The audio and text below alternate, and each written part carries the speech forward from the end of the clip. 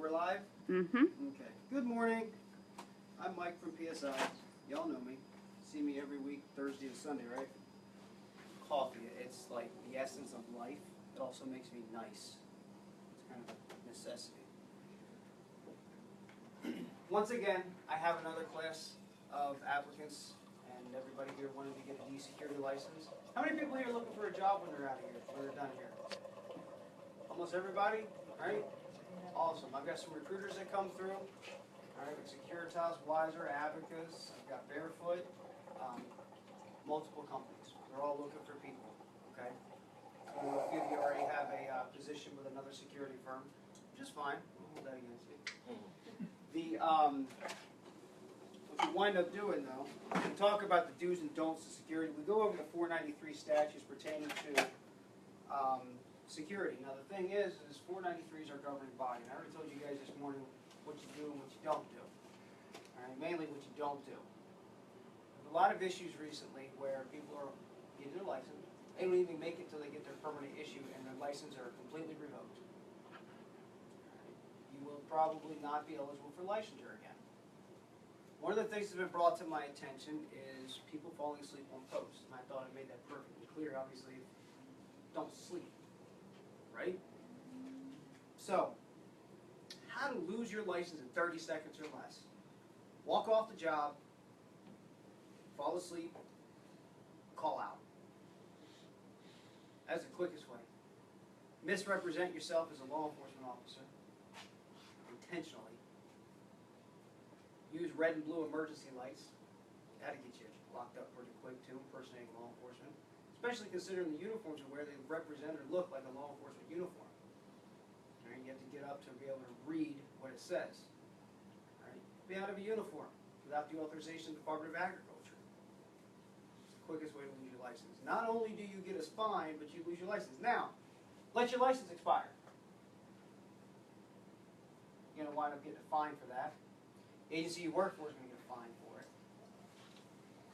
And so not only will you probably get fired, causing an agency to lose your get a fine, probably also get that payroll deducted, because I know that's exactly what I would do if I got a fine from somebody because they're too stupid to take care of their own license. You are responsible for maintaining your license. Keep it up to date. It's not hard. Every 2 years, $45, done.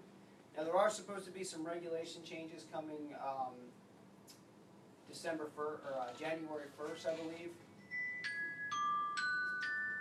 It's so important, my phone just doesn't stop going off, let me tell you. I get more business calls than I do personal calls. There's going to be some administrative changes in the way the fee schedule is set up. I'm not 100% sure on it. I got the newsletter about a week ago. I haven't really read it. Got more important pressing matters to do. Like take crazy pictures of my motorcycle. So don't fall asleep, okay? Because when you get fired for falling asleep, you think that's over with. Oh, I'll just go to another company. Employee action reports are updated. Right? When you go to work for a security company, they put in there that you're working for them. Then they put in the reason for termination, sleeping on post. Get a call from an investigator from the Department of Agriculture. Say, hey, you send me some more information on this? Do you have the photographic proof as well? Guess what? The companies do. They take a picture of you and snap it. There's some crazy pictures floating around. I'm talking people in the middle of the car, naked, walking around doing whatever. I mean, literally doing whatever they want to. Seeing people skinny dipping in pools while they're supposed to be working. Go to I can't say that, never mind. Go to it, I'll stop. I can't even go there because everybody knows what I'm talking about. So we'll just leave that as a blank space. Excessive use of force. If you wind up causing harm to someone where you've become the aggressor, it's a quick way to lose your license as well. And go to jail and probably prison, depending on how bad you beat someone. Alright? So don't fall asleep. Calling off a post, well, I told you guys earlier about abandonment. You walk off. This isn't one of those type of jobs where you can just say, you know what, I'm out. Alright, don't like you, I'm out. Without somebody there to replace you. It's abandonment and negligence. Not only are you criminally negligent, you are also civilly responsible for everything that's taking place. You leave a post uncovered. I told you earlier, they have security there for a reason. You know, it's not just because of the insurance breaks they get, as they do. It's a reason you're there. And when you've walked off the job site, you've left the place open and exposed. All right? So walk off, lose your license. You'll get a fine, probably get sued, lose your license. Negligence. All right? Not paying attention to what you're supposed to be doing. You know what your post orders are. You show up, guys like trying to tell you what to do. You know, hey, just leave me alone. We'll go back to playing my game. Somebody shows up. Yeah. Oh, hey, John, what's up? Good to see you, bro. Yep, going in, see you. All right, bud, have a good one. The information that you missed was Joe's wife got a restraining order against him because he beat her senseless about 6-7 hours ago. You just let him roll through the front gate like it was nobody's business because you used to see him. You refused to listen to the post exchange of information.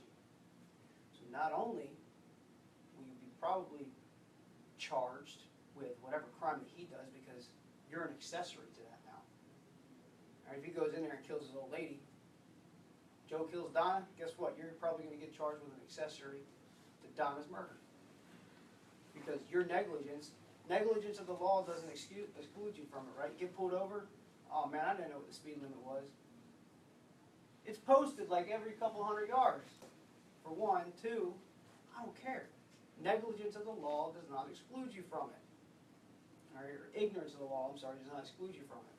So the same thing is going to apply to that. Well, I didn't know that Joe didn't have a restraining order filed against him from his old lady. Still your fault. Probably, definitely going to lose your license. Probably going to lose your freedom. I like that idea. I do too. What that was all about. But when that happens, okay, the criminal aspect of it is automatically going to lose. You're going to lose your license. Any criminal charge will usually result in a suspension of your license. All right. The nice thing the Department of Agriculture has done now, or is in the process of doing, is merging your NCIC and FCIC with their database with your license.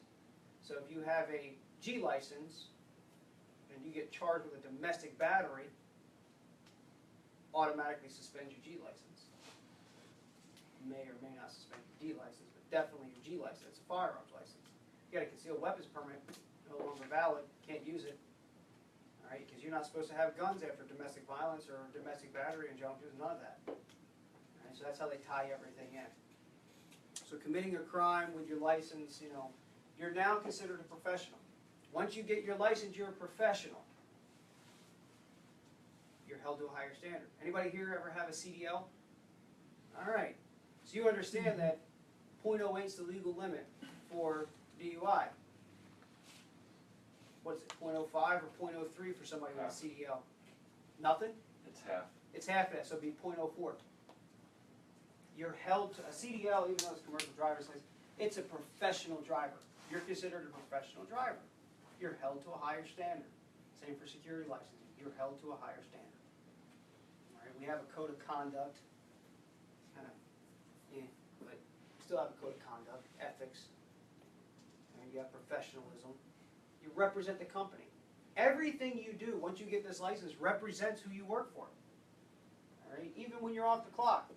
Because guess what? Say, well, I got a gun, I got a G license, but I'm from one of those hardcore areas, the thug areas or whatever, the high crime areas, and you know, fell in with the wrong crowd when I was younger. Now all of a sudden it's like, you know what? We're gonna rob this damn 7-Eleven up on the corner. Yeah, your buddy's gonna get, now you both get caught, your buddy's gonna get mentioned, but it's gonna state a security officer working for this company committed an armed robbery with his buddy. That's how the headline's going to read. Right? You're held to a higher standard. A security guard, and they do it all the time. These armored car divisions, who's walking out with money. That'd be a couple $1,000. Well, I was going to say a couple thousand, more like 20, 30, 40, 50, 100 grand, walking out with it. It's all over the place. Somebody that's been trusted with money, stealing the money. All right? It's kind of want to have the issues somewhat with the temporary issue of the D license. Is you're not ran through a quick background check. If you lie on the application, but you get your temporary license. It takes about 60 days before they finally say, hey, no, can't get a license. But by that time, you've been working with a company for a couple months. Usually you're automatically given, damn near pretty close to given access to sensitive information right away. Protecting details involving large amounts of money. I know people working inside of vaults with a temporary security license. A lot of money sitting in there. They don't know anything about them. They're waiting for that background check to come back. You know, the company should be smart enough to run their own, but still, it happens. All right, so how to lose your license in 30 seconds or less: fall asleep, walk off the job, lie on your application, charged with a crime, DUI. 3 or more DUIs in a 5-year span, why not losing your license? And that's a little bit more than 30 seconds or less, but still, it can happen. All right. Any crimes of violence will usually result in a suspension or revocation of your license. If you don't have your license current and up to date, it can be suspended. It's automatically suspended in accordance with agriculture.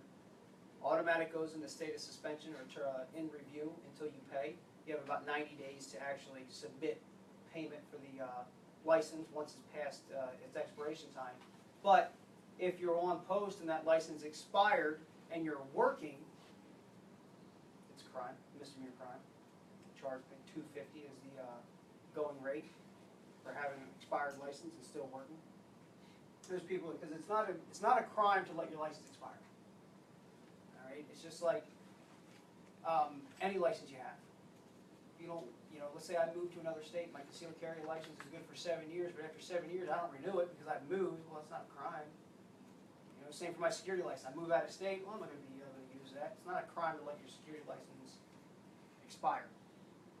It is, however, a crime if you're working and the license is still expired. Also, you cannot enter into any agreement with any private party to provide security services for that. You had a friend, yo, man, I need you to, suit up and walk with me. I got some people that are causing me problems. You do that, it's a crime. It's a big-time crime. Now you're entered into a contract agreement with someone, and you're not an agency. You don't have work comp coverage, so if you get hurt, you're on your own. You don't have insurance, so if you shoot someone, where's the insurance at? Because guess what? In this day and age, it doesn't matter if you're right or wrong, you're still going to be held responsible for any damages you do to someone else.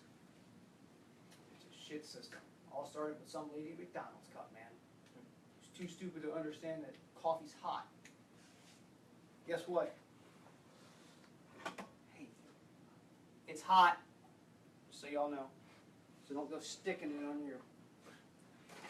That didn't brew. So don't go pouring it on yourself. I didn't know it was hot. Yeah, my bad. You woke up stupid this morning. All right? So that's how you can lose your license. There's a lot of other ways too. You can do a lot of different things, but in a nutshell, those are the biggest ones. I've been getting a few complaints from different agencies that are just like, falling asleep. They quit. Also, calling off. Or if you don't call off, no call, no show. And it's one of those things where you're supposed to show up and nobody else is there, and you don't show up, you finesse that enough to call it abandonment as well. Walking off for negligence. You didn't show up to your job. You left the client's site unprotected. You've also left your company exposed and yourself exposed to civil suit and criminal charges. All right. So I'm Mike with PSI. Visit us on the web, psifortmyers.com. Give me a call. Between 9 a.m. and 5 p.m. You call me at 5 o'clock in the morning or 11:30, 12 o'clock at night, I will find you. I will Liam Neeson your ass. Find you and I will rip you apart. All right. 239-936-7044. Check us out on Facebook, Professional Security Institute.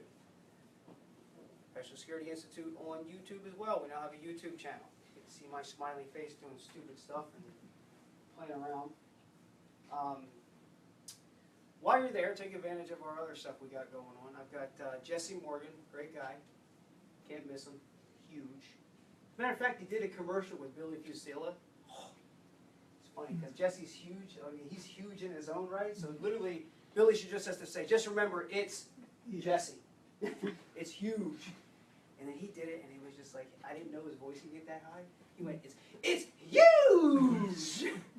I lost it. It was funnier than hell. Anyway, Jesse's the inventor of the extractor. All right, it's a really cool life-saving device. It right now it mounts into the visor of your vehicle. It's got seatbelt cutter, window punch. Sounds like something that's been done before, right?